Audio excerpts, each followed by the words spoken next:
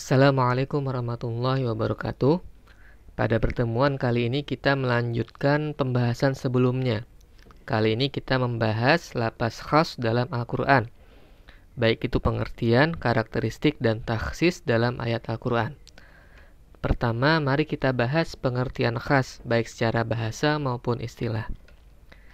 Secara bahasa, khas adalah berasal dari isim fa'il, yang berasal dari kata kerja khasoso yukhsisu yukhasisan khasi, artinya yang mengkhususkan atau menentukan.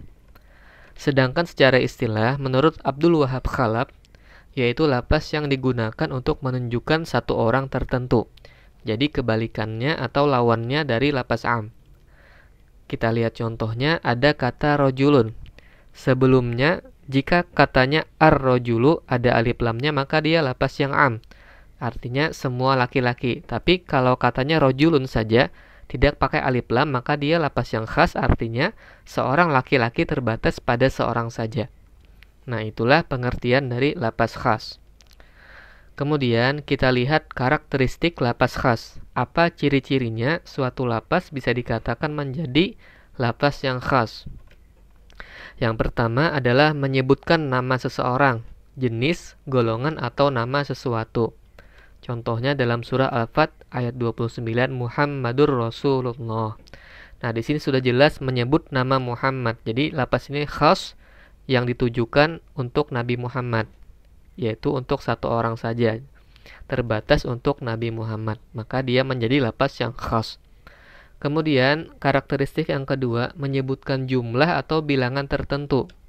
Contohnya wal mutallaqatu yatarabbasna bi anfusihinna salasata quru. Al-Baqarah 228. Lapas khas di sini adalah salasata quru, yaitu pada waktu masa iddahnya, terbatas pada selama 3 kali quru atau 3 kali masa haid atau bersih. Jadi lapas khasnya adalah salah satu quru karena ada menyebut bilangan, yaitu salasah 3. Kemudian yang ketiga karakteristiknya yaitu dibatasi suatu sifat tertentu atau diidafahkan. Contoh, surah An-Nisa 92, "Waman qatala mu'minan khata'an fatahriru raqabatin mu'minah." Lapas khas yang ada di sini adalah mengenai hukumannya, yaitu memerdekakan budak. Budaknya ini budak yang khas, yaitu yang terbatas pada seorang budak wanita yang mukmin. Nah, itulah contoh-contoh karakteristik lapas khas. Kemudian selain 3 karakteristik tadi, lapas khas bisa juga terjadi karena dia ada takhsis, yaitu memalingkan lapas am khusus. Sebelumnya dia lapasnya am, kemudian ada dalil takhsisnya, maka dia menjadi lapas yang khas. Nah, apa saja yang bisa mentakhsis atau yang merubah am menjadi khusus? Yang pertama ada disebut mukhasis muttasil atau bersambung. Jadi dalil yang membuat sesuatu ayat menjadi khas bersambung dalam satu ayat atau pada ayat berikutnya, tidak berpisah jauh. Contoh, ada yang namanya al-istisna atau pengecualian. Cirinya adalah ada lapas illa. Contohnya surah Al-Asr ayat 2-3, innal insana lafi khusrin. Tadinya ini adalah lapas yang am. Sesungguhnya semua manusia berada dalam kerugian. Nah, tapi ternyata setelahnya ada dalil yang menghaskannya atau takhsisnya, yaitu ada kata al-istisna illal ladzina amanu wa amilus solihah wa tawassaw bil haqq wa tawassaw bis sabr. Maka kalimat yang sebelumnya am berubah menjadi khas, yaitu bahwasanya yang rugi itu hanya orang yang tidak beriman, tidak beramal soleh, dan tidak mau saling mengingatkan pada kebenaran dan kesabaran. Nah, itulah yang namanya takhsis atau merubah yang sebelumnya am menjadi khusus atau khas. Yang kedua, ada yang namanya lapas syarat.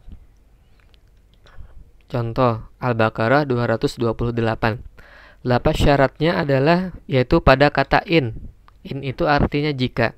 Wa bu'ulatuhunna haqqu biraddihinna fi dzalika.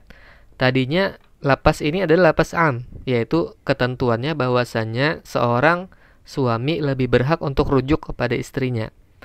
Ini adalah ketentuan yang berlaku untuk semua suami sebelumnya, akan tetapi setelahnya ada syaratnya jika hal itu menjadi maslahat. Nah, jadi ada syaratnya sehingga lapasnya tidak lagi menjadi am tetapi menjadi khusus atau khas karena ada syaratnya. Nah, itu mukhasis muttasil yang bersambung. Ada lagi yang mukhasis munfasil atau ditakhsis di tempat lain. Jadi tidak berada dalam satu ayat atau tidak berada secara berdampingan. Contoh, Al-Baqarah 228. Wal mutallaqatu yatarabbasna bi anfusihinna salasata quru. Lapas am di sini adalah wal mutallaqat, yaitu semua wanita yang ditalak haruslah menunggu masa iddahnya. Tadinya ini berlaku untuk semua wanita yang ditalak, yaitu masa iddahnya adalah 3 kali quru.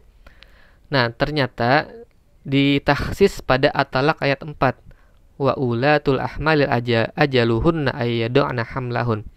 Bahwasanya yang harus menunggu 3 kali quru itu tidak semua wanita, akan tetapi jika dia hamil maka masa iddahnya tidak selama 3 kali quru, akan tetapi sampai melahirkan. Nah, makanya lapasnya berubah menjadi khas, yaitu yang menunggu 3 kali quru adalah wanita yang tidak hamil.